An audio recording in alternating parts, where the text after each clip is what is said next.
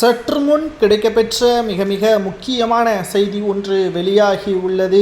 உளவுத்துறை கொடுத்த chalk report அதிர்ச்சியில் ஸ்டாலின் வருகின்ற சட்டசபை தேர்தலில் திராவிட முன்னேற்ற கழகம் மிகப்பெரிய ஒரு தோல்வியை தழுவும். 2011ஆம் ஆண்டு சட்டசபை தேர்தலில் திமுக எதிர்க்கட்சி அந்தஸ்தை இழந்தது போல் 2026 சட்டசபை தேர்தலிலும் திமுக எதிர்க்கட்சி அந்தஸ்தை இழக்கக்கூடிய நிலைமையை ஏற்படுத்தும் என்ற தகவலை தற்பொழுது உளவுத்துறை சொன்னதற்கு காரணம் என்ன?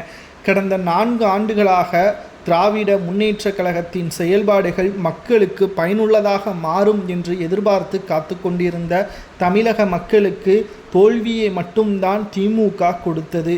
அதற்கு பதிலாகத்தான் சட்டசபை தேர்தலில் அந்த தோல்வியை திமுகவிற்கு கொடுக்கும் விதமாக மக்களின் மனநிலை வந்திருப்பதாக உளவுத்துறை கூறியுள்ளது.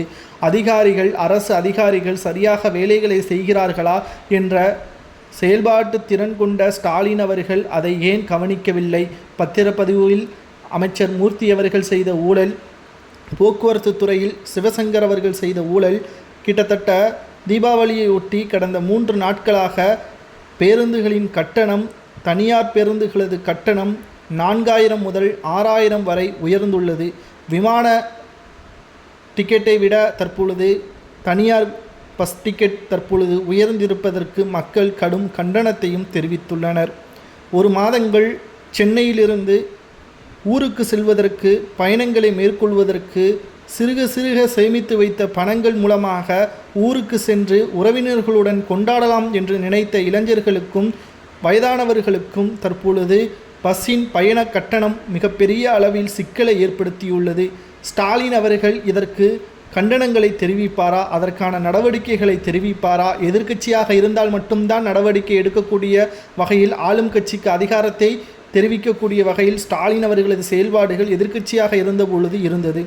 ஆனால் உங்களது ஆட்சியிலாவது அதைவிட மிகவும் மோசமான முறையில்தான் தமிழகன் செயல்பாடு இருப்பதாக தற்பொழுது உளவுத்துறை கொடுத்த ரிப்போர்ட் திமுக வருகின்ற சட்டசபை தேர்தலில் மிகப்பெரிய ஒரு தோல்வியை கொடுக்கும் விதமாக அமையும் என்ற தகவல் சரியா தவறா? உளவுத்துறை சொன்னது சரியா தவறா?